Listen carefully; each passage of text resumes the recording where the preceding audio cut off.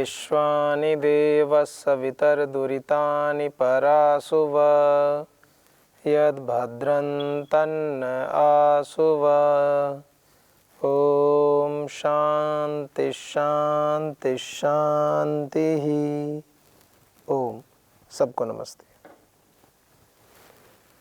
वैदिक संस्कृति के इस अंक में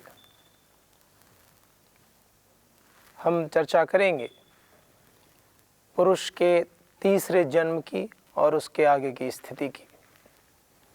कैसे मनुष्य इस जन्म से, इन जन्मों के क्रम से बाहर आना चाहता है, किस प्रकार से। हमने देखा कि पुरुष शरीर में उत्पन्न जो रेतस है, जो शुक्र है, जो समस्त सृष्टि के माध्यम से संपूर्ण समष्टि जो कार्य कर रही है, पुरुष के अंदर ऐसी सामर्थ्य उत्पन्न हो जाती है कि वह अपने स्वरूप को ही पुनः प्रकाशित कर देता है। तो रेतस के रूप में पुरुष के अंदर जो संचय हुआ है उसको प्रथम जन्म के रूप में जाना जाता है। द्वितीय जन्म, जब पुरुष का इस प्रकार से उत्पन्न होना और उत्पन्न होने के बाद में जो एक कुमार अवस्था है, एक तरह से कहें कि जितना भी ये लोकांतर है ये सारा पुरुष का ही तो दूसरा जन्म है। माने बीज रूप में जब पुरुष है तो वह प्रथम जन्म है और प्रकाशित रूप में जब आ गया तो दूसरा जन्म है। मंत्र क्या कहते हैं? मंत्र कहते हैं सो अस्य अयम आत्मा पुण्येभ्यः कर्मभ्यः प्रतिधीयते अथ अस्य अयम इतर आत्मा। अथ अस्य, इसका जो है, इससे दूसरा आत्मा। तो आत्मा तो एक ही है, दूसरा आत्मा क्या हुआ? अर्थात दूसरा वाला जो इसका जो शरीर है, एक तो वीर्य रूप में गर्भाधान के कारण से जो बच्चा उत्पन्न हो गया, उससे पहले की जो स्थिति है वीर्य रेतस के रूप में पहला जन्म, और जो दूसरा हुआ, जो दूसरा जन्म हुआ इस पूरे प्रोसेस के कारण से, तो प्रथम जन्म के माध्यम से सारी अवस्था हो गई वो। और इतर आत्मा जो वयोगत होता है, इतर आत्मा जो वयोगत होता है, वृद्ध होता है और मृत्यु को प्राप्त होता है, उसको क्या कहा? वह दूसरा जन्म। वही जो अपनी पूरी आयु भोगता है, जो पिता रूप में होता है, वही मंत्रकार कह रहे हैं अस्य इतर आत्मा कृत्यो वयोगतः प्रायति। कृत्यो वयोगतः, जो पूर्ण आयु, पूर्ण अपनी आयु को भोगने के पश्चात जो चला जाता है वो दूसरा जन्म होता है। दूसरे जन्म का क्षय हो जाता है। और स इतः प्रयन्नेव, स इतः, वह यहाँ से प्रयन्नेव जाकर के पुनर्जायते, पुनर्जन्म हो जाता उसका। तदस्य तृतीयम जन्म, वह इसी पुरुष का, इस पुरुष का ही तीसरा जन्म कहा जाता है, पुनर्जन्म। एक बहुत बड़ा सिद्धांत हमारे उपनिषद कह रहे हैं। हमारे उपनिषद इस सृष्टि से जितने भी इस संपूर्ण वातावरण में, जितने भी इस संपूर्ण समाज में, वातावरण भी तो व्यक्तियों से ही बनता है। अच्छा वातावरण बनाओगे तो अच्छा बन जाएगा। यहाँ में वातावरण से तात्पर्य है कि व्यक्ति अपने अपने विचारों के द्वारा एक जैसा भी समाज का निर्माण करता है, उस समाज का जो व्यवहार होता है। आप देखिए मंत्र उपनिषद के क्या कहते हैं। कुछ व्यक्ति तो एक जन्म के अलावा दूसरा जन्म मानने को ही तैयार नहीं है। समझाते समझाते सिर पटक पटक के अपने प्राण दे दो, इतने कट्टर होते हैं अपने विषय में। एक ऐसा उन्माद पूरे अस्तित्व पर चढ़ा रहता है कि बस सत्य को स्वीकारने को भी मानो सारे द्वार बंद किए हैं। परम श्रद्धेय गुरुदेव क्या कहते हैं, परम पूज्य श्री स्वामी जी क्या कहते हैं, मनुष्य को ज्ञान के द्वार सदैव खुले रखने चाहिए। हमें सदैव ज्ञान पिपासु रहना चाहिए। सत्य ज्ञान, हमारे जीवन के कल्याण के लिए जो ज्ञान है, जो आवश्यक है, सदैव किसी भी आयु में, किसी भी अवस्था में लेने के लिए हमें सदैव उद्यत रहना चाहिए। और ऋषियों के भी तो यही कथन है, सत्य के ग्रहण करने और असत्य के छोड़ने में सर्वदा उद्यत रहना चाहिए। ऋषि भी यही कहते हैं, सत्यम वद, सत्य बोलो। असत्य तो कभी बोलना ही नहीं चाहिए, आचरण भी नहीं करना चाहिए। सारे ऋषि यही कहते हैं। तो उपनिषदकार क्या कहते हैं? बहुत से भाई जो तथाकथित अपने आप को विद्वान कहते हैं, स्वयं को कहते हैं हम बड़े विद्वान हैं,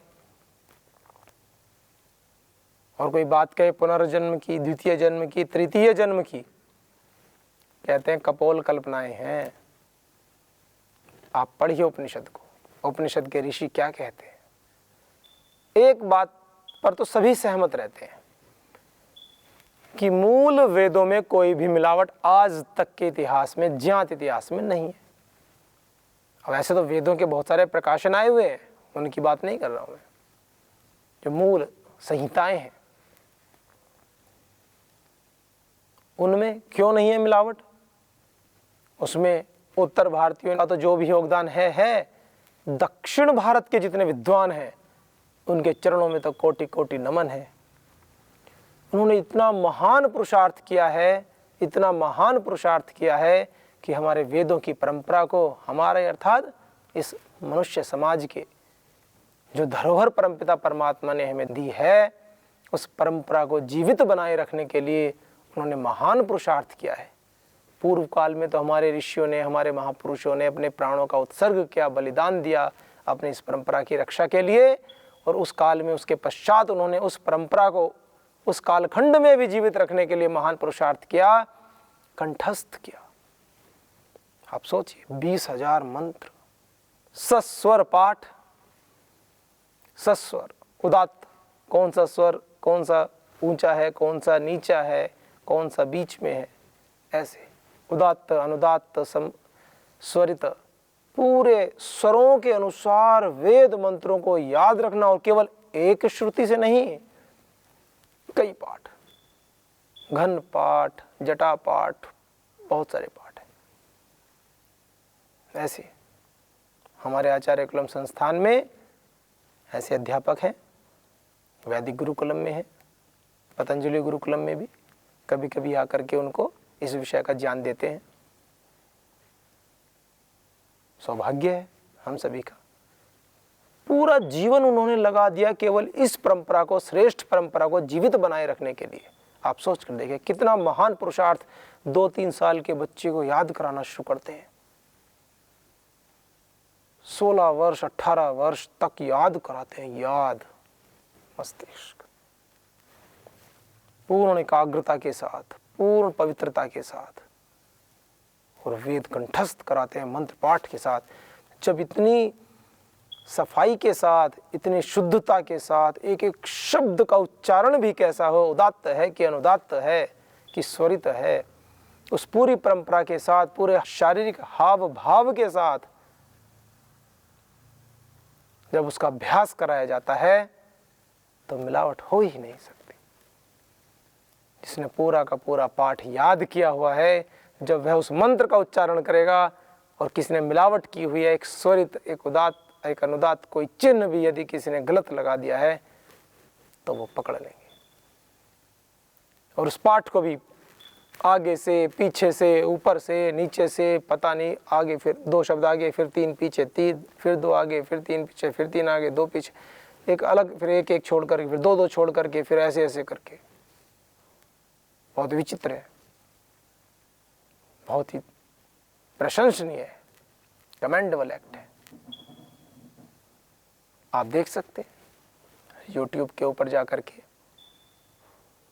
आप देख सकते हैं, नेट सभी जानते ही हैं। वेद घन पाठ, जटा पाठ, बहुत सारे पाठ हैं। ऐसे करके वेद मंत्रों को सुरक्षित रखा। कैसे रखा, कितना पुरुषार्थ किया। तो कहने की बात यह है कि कम से कम आज भी वेद तो सुरक्षित हैं, जिनमें कोई मिलावट नहीं है, और कहीं है भी जानबूझकर किसी ने की भी है तो वो ऐसी नहीं है कि वो पकड़ में ना आ सके, बोलते ही पकड़ में आ जाएगी। कोई व्यक्ति पुरुषार्थ करे और कोई गलत प्रमाण गलत संदर्भ लेकर के बात करे, और जो जानकार व्यक्ति हैं और नहीं भी हैं तो वो भी उस बात का पता लगा सकते हैं कि अमुक व्यक्ति वेदों की बात ऐसे कह रहा है, तो क्या यह वेदों में है? तो ऐसे आप देखिए, वेद हुए, उपनिषद हुए। हालांकि उपनिषदों में यह विषय थोड़ा दूसरा हो जाएगा। कुछ लोग तो, कुछ उपनिषद तो ऐसे भी हैं उनमें ही बड़ा ही संशय कर लेते हैं। कुछ 10 उपनिषदों को मानते हैं, ठीक, कुछ 11 को मानते हैं, ऐसे तो 200 से ज़्यादा। चलिए, तो बात कह रहे हैं पुनर्जन्म के विषय में। उपनिषद का मंत्र कह रहा है, ऐत्रेय उपनिषद ब्राह्मण ग्रंथ, ऐत्रेय ब्राह्मण का 4th अध्याय के बाद जो 5वां अध्याय प्रारंभ होता है, उसमें कितना सुंदर मंत्र आता है। स इतः प्रयन्नेव, वह यहाँ से जाकर के, वह आत्मा यहाँ से जाकर के वयोगतः, पूरी आयु को करके, कृत्य, पूरे सब कर्म आदि को करके भोग करके यहाँ से जाता है जब, स पुनर्जायते, जनि प्रादुर्भावे, पुनर्जायते, उसका पुनः जन्म होता है। स इतः प्रयन्नेव पुनर्जायते, यहाँ से जाकर के उसका पुनः जायते, दूसरा जन्म हो जाता है। आप देखिए वेद मंत्र, तदस्य तृतीयम जन्म, और उस जन्म को उसका तीसरा जन्म कहा है। पहला जन्म जो उसके शरीर में बीज रूप में पुरुष ने आकार लिया रेतस के रूप में, वो प्रथम जन्म। दूसरा जन्म उस पिता के रूप में, कुमार अवस्था है उसकी, वह दूसरा जन्म। और समष्टिगत दृष्टि से देखें तो जितने भी लोकांतर, ये समष्टि सारा दूसरा जन्म ही तो है। एक बीज रूप में है, एक मूर्त रूप में है। और तीसरा जन्म जब इस मूर्त रूप को पूरा करके वो अगला शरीर धारण करता है, तो वह उसका तीसरा जन्म होता है। तो आज एक बहुत बड़ा सिद्धांत ऐत्रेय उपनिषद के माध्यम से हम समझ सकते हैं पुनर्जन्म के विषय में। और पुनर्जन्म के विषय में कुछ व्यक्तियों में बड़ी भ्रांतियां होती हैं, पता नहीं क्यों।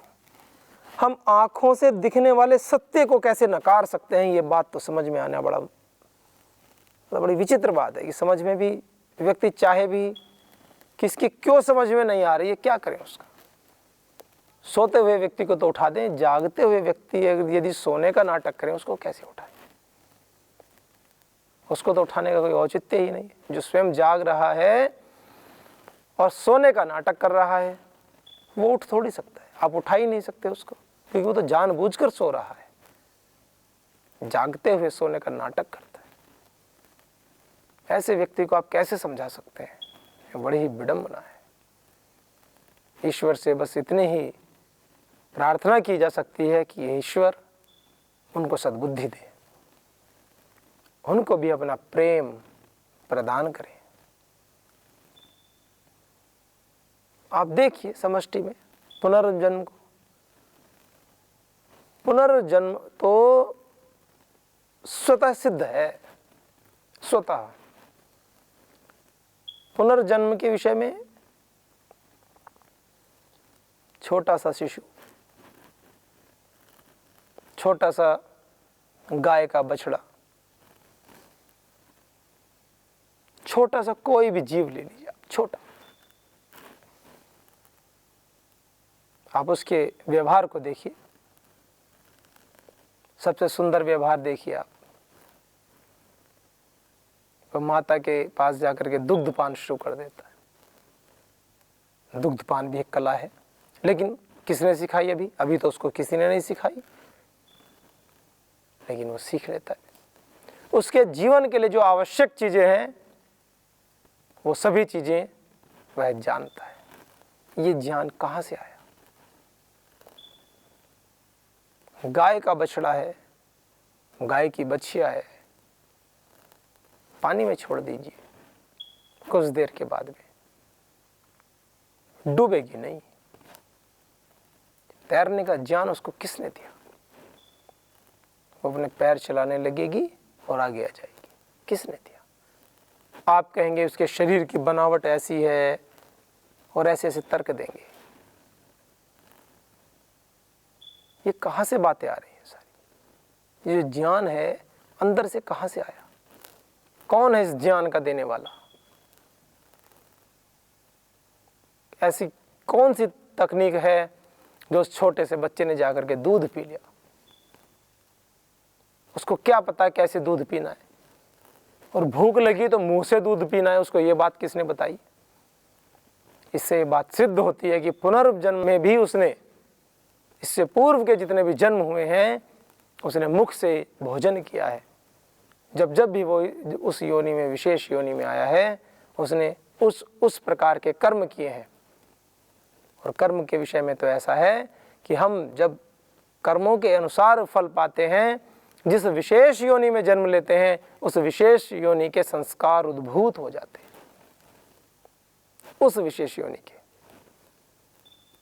सारे संस्कारों का संचय हो जाता है और उस विशेष योनि के जो जो भी संस्कार रहे हैं वो हमारे हृदय पटल पर अंकित हो जाते हैं और हम व्यवहार करने लगते हैं। आप देखिए, स्वयं निर्णय कीजिए कि जो हम शांत चित्त होकर के चिंतन करते हैं, तब हमारा जो ज्ञान प्रकाशित होता है वह स्थायी होता है। ज्ञान, आध्यात्मिक ज्ञान धीरे धीरे धीरे धीरे बैठता जाता है, बैठता जाता है। तो ऋषि कह रहे हैं कि हमारा पुनर्जन्म भी होता है। जब पुनर्जन्म होता है वह कौन सा है? वह तीसरा जन्म का है इस शरीर का। तो इस पुरुष शरीर के 3 जन्म बताए हैं, एक रेतस के रूप में, एक ही समष्टिगत जो शरीर है इसके रूप में, और जब यह अपना शरीर पूरा कर लेता है, वयोगता हो जाता है, कृत्य कर लेता है सारे कर्मों को, तो फिर जो तीसरा जन्म होता है, पुनर्जन्म जिसको बोलते हैं कि दोबारा जन्म हो गया उसका, इतः प्रयन्नेव पुनर्जायते तदस्य तृतीयम जन्म। पुनर्जायते, दोबारा जन्म होना, पुनः। तो इस प्रकार से ये जन्मों के क्रम का एक जो बंधन है। अब इससे अगला विषय, ऋषि क्या चाहते हैं? तो ऐसे तो एक क्रम चलता रहेगा, जन्म जन्म का, फिर बाद अगला जन्म, जन्म के बाद अगला जन्म। बंधन समाप्त कहाँ होंगे? तो ऋषि क्या कह रहे हैं देखिए, जो योग करते हैं, जो श्रेष्ठ हैं, जिन्होंने अपने समस्त विकारों को दग्ध बीज कर लिया है, वो क्या कहते हैं? ऐसे ऋषि जो कि मंत्र दृष्टा होते हैं, वो क्या कहते हैं? जिनके समस्त माने लेश मात्र भी जिनके अंदर कोई विकार नहीं हो, समस्त विकार तो कहना उचित नहीं है, जिनके अंदर विकारों का लेश भी, अंश मात्र भी शेष नहीं है, ऐसे ऋषि क्या कहते हैं? ऐसे ऋषि, ऐसे ऋषि कह रहे हैं देखिए, तदुक्तम ऋषिणा। तो उन ऋषि के द्वारा क्या कहा गया? उन ऋषि के द्वारा, उन मंत्रों के द्वारा, ऋषि भी तो मंत्र दृष्टा ही होते हैं। क्या कहा गया? कह रहे हैं, गर्भेनुसन अनु एषाम अवेदम। गर्भेनुसन, गर्भ में रहते हुए, गर्भ में रहते हुए ही, अनु एषाम अवेदम, मैंने इनको जान लिया। अहम देवानाम अहम अवेदम, मैंने इनको जान लिया। किसको जान लिया? गर्भ में रहते हुए ही। ऋषि क्या कह रहे हैं? कौन से ऋषि कह रहे हैं? अभी आगे हम पढ़ेंगे। ऋषि कह रहे हैं अपने योग के प्रभाव से, अपने ध्यानस्थ अवस्था में, जिसकी स्थिति जितनी उच्च होती है, वह उतनी ही सूक्ष्म अवस्था में, ज्ञान की अवस्था में अपने परमपिता परमात्मा के सीम अनुकंपा से ज्ञान का व्यापार कर लेता है, ज्ञान का व्यापार। तो कह रहे हैं गर्भेनुसन अनुएषाम अवेदम अहम देवानाम जनिमानि विश्वा, अहम देवानाम जनिमानि विश्वा, देवों के जितने भी जन्म थे मैंने सबको जान लिया है। जितने भी मेरे जितने भी जन्म हुए हैं मैंने सब जन्मों को जान लिया है। कहाँ? अभी गर्भ अवस्था में है, उस आत्मा का प्रादुर्भाव अभी केवल गर्भ अवस्था में है, और गर्भ अवस्था में रहते रहते ही वह कह रहे हैं कि मैंने अपने समस्त जन्मों को जान लिया है। विश्व समस्त कह रहे इस प्रकार जितने भी इंद्रियों के माध्यम से मुझे जितने भी जन्म मिले हैं उन सभी जन्मों को मैंने जान लिया है। फिर तो कैसे जन्म है वो? कहते हैं ना कि जन्म, ये जो ये दुख का कारण क्या है? जन्म। जन्म क्या है? दुख का कारण। ये सारी बातें एक विशेष प्रसंग में चल रही हैं। कभी सोचे कि हमें जन्म है और हम तो जीवित हैं और हमें दुख, हमें तो कोई दुख नहीं है। ये ऐसे वाले दुख की बात नहीं चल रही है। मनुष्य, परमपिता परमात्मा ने आपके पुण्य कर्मों का सुफल आपको दिया है, मनुष्य जीवन दिया है। बहुत अच्छे अच्छे कर्म कीजिए, प्रसन्न रहिए, लेकिन गंभीर चिंतन जब करें, आध्यात्मिक चिंतन जब करें, इस शरीर की नश्वरता का चिंतन जब करें, तो कर्म करते करते ही, पुरुषार्थ करते करते ही, समाज सेवा के कार्य करते करते ही यश, कीर्ति, प्रशंसा, इन सब भावों से स्वयं को धीरे धीरे दूर करते जाएं। इन सब भावों से वैराग्य में प्रतिष्ठित होते जाएं। वैराग्य मतलब क्या? विशेष ज्ञान, शुद्ध ज्ञान, ज्ञान की पराकाष्ठा वैराग्य है।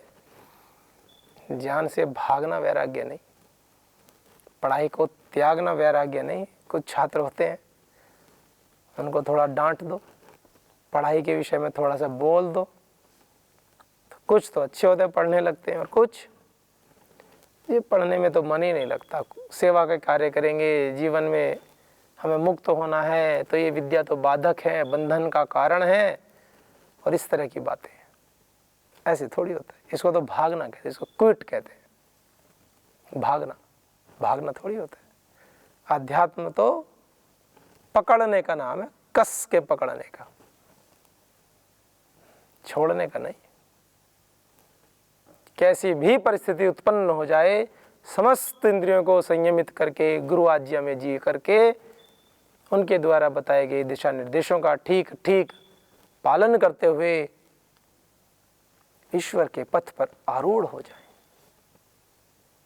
ये है आध्यात्मिक पथ। अपने अंदर के उस ऋषि से मिल जाएं, उस परम गुरु से मिल जाएं। यह है आध्यात्मिक पथ। कुछ छोड़ देते, जी पढ़ना नहीं है, ऐसा नहीं है, ऐसे थोड़ी होता है। बहुत पुरुषार्थ करना पड़ता है, लेकिन कुछ लोगों को सहज होता है, जिन्होंने पूर्व जन्मों में इतना भीषण पुरुषार्थ किया है, बहुत ज़्यादा, तो उनका वो स्वभाव बन जाता है। और जब स्वभाव बन जाता है तो फिर हमें सहज लगने लगता है। जैसे किसी का प्रातःकाल उठने का स्वभाव बन गया तो उसको प्रातःकाल उठने में कोई समस्या ही नहीं है। और जो प्रातःकाल नहीं उठे आज तक, जिनका अभ्यास बना हुआ है 7 बजे 8 बजे उठने का, उनको 4 बजे उठा के देख लो, उनको लगेगा सारे परिवार की, सारी दुनिया की विपत्ति, सारी समस्याएं मेरे ऊपर आ गई। घर परिवार के प्रियजन भी यदि कहें कि जल्दी सुबह उठ जाओ, 4 बजे उठ जाएं, कोई भजन चला दें, कुछ भी करें, तो वो घर के ही सबसे बड़े दुश्मन, अपने प्रियजनों के ही दुश्मन हो जाते हैं। विनोद में कह रहा हूँ, दुश्मन तो क्या होते हैं, माने घर परिवार के लोग उनको बुरा भला कहते हैं, जी आपको उठना तो आप ही उठ जाओ, आप हमें क्यों परेशान करते हो, आप ही कर लो ना पूजा पाठ। अच्छे मार्ग पर स्वयं भी चलना और अन्यों को भी चलाना, यही श्रेष्ठ पुरुषों का कर्तव्य होता है। राष्ट्र इससे नहीं चलता कि मैं चलूं और आप ना चले, मैं चलूं और आप गड्ढे में गिर जाए, नहीं, मैं चलूं और आप अगर नीचे गिर रहे हैं तो हाथ पकड़ के उठाकर सही मार्ग पर चलाऊं। यह है वैदिक धर्म, यह है वैदिक संस्कृति। इससे आगे अगले अंक मिलेंगे, तब तक के लिए सबको नमस्ते।